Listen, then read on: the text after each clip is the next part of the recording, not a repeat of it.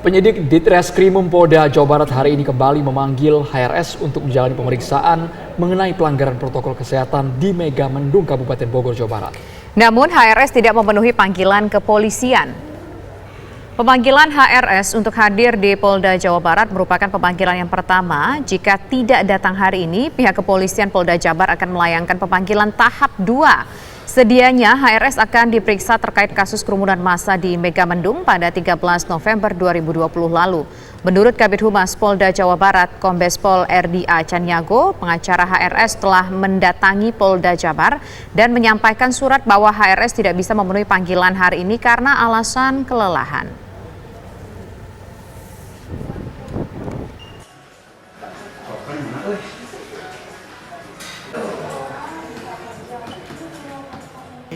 Seyogianya Bapak HRS akan diminta keterangan sebagai saksi dalam masalah yang terkait Megamendung. Nah, sampai saat ini yang bersangkutan belum datang, namun pengacara dari yang bersangkutan sudah datang dan menyampaikan kepada penyidik dalam bentuk surat menyampaikan bahwa Bapak HRS tidak bisa hadir dengan alasan masih kelelahan.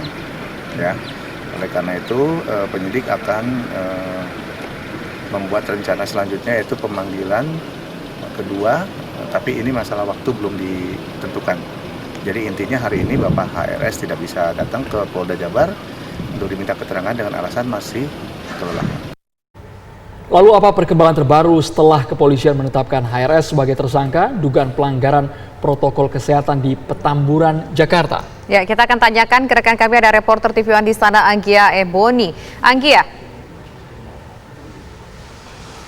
Ya, selamat sore Andro, Tisa, dan pemirsa. Kasus pelanggaran protokol kesehatan yang terjadi di kawasan Petamburan pada 14 November lalu kini akhirnya memasuki babak baru, di mana siang tadi pihak Polda Metro Jaya akhirnya merilis ada 6 orang tersangka dalam kasus ini.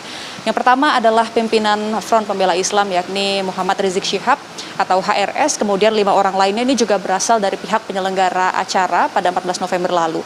Ada inisial HU selaku Ketua Panitia Maulid Nabi dan juga Pernikahan Putri Rizik, lalu inisial A selaku Sekretaris Panitia, lalu inisial MS selaku penanggung jawab bidang keamanan, lalu ada juga SL, ini merupakan penanggung jawab acara yang juga merupakan Ketua Umum DPP FPI, dan satu tersangka lainnya inisial HI selaku Kepala Seksi Acara, di mana 6 orang tersangka ini pemirsa ditetapkan oleh pihak kepolisian setelah Polda Metro Jaya melakukan gelar perkara pada 7 Desember lalu.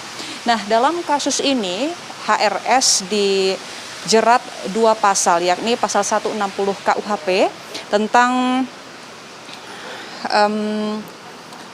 hasutan melakukan perbuatan pidana, kemudian pasal 216 KUHP tentang melawan petugas. Di pasal 160 KUHP ini ancaman hukumannya yakni penjara paling lama selama 6 tahun, sementara di pasal 216 KUHP ancaman hukumannya paling lama penjara 4,5 bulan. Selain itu, penyidik juga sudah membuat surat ke Dirjen Imigrasi Kementerian Hukum dan HAM untuk mencegah 6 tersangka ini bepergian ke luar negeri. Surat pencekalan sudah dibuat pada tanggal 7 Desember lalu selama 20 hari ke depan. Nah, bagaimana tindak lanjut setelah penetapan tersangka ini? Tadi pihak kepolisian juga sudah menggelar konferensi pers dan menyatakan bahwa polisi dalam hal ini memiliki kewenangan atas upaya paksa menghadirkan para tersangka. Bisa dengan 2 cara, yakni pemanggilan terlebih dahulu atau juga bisa dengan langsung dilakukan penangkapan. Nah, kita simak sama-sama pemirsa pernyataan dari Kapolda Metro Jaya,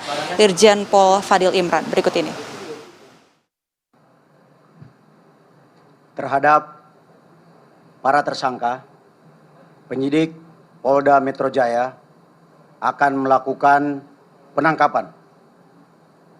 Saya ulangi, terhadap para tersangka, penyidik Polda Metro Jaya akan melakukan penangkapan. Terima kasih. Nah, pemirsa, jika kita ulas mengenai kasus pelanggaran protokol kesehatan yang terjadi pada 14 November lalu, yakni saat acara Maulid Nabi sekaligus pernikahan Putri Rizik Syihab di kawasan Petamburan, pihak kepolisian ini sebenarnya sebelumnya sudah memanggil sejumlah pihak, mulai dari pihak penyelenggara acara hingga Pemprov DKI Jakarta. Kita tahu beberapa waktu lalu Gubernur DKI Jakarta Anies Baswedan, kemudian Wakil Gubernur DKI Ahmad Riza Patria juga sudah memberikan keterangan ataupun klarifikasi ke pihak kepolisi, hingga akhirnya kasus ini pun dinaikkan ke tahap penyidikan dan HRS pun kali ini ditetapkan sebagai tersangka. Sementara demikian, Andro dan Tisa. Anggia Eboni melaporkan langsung dari Polda Metro Jaya. Terima kasih.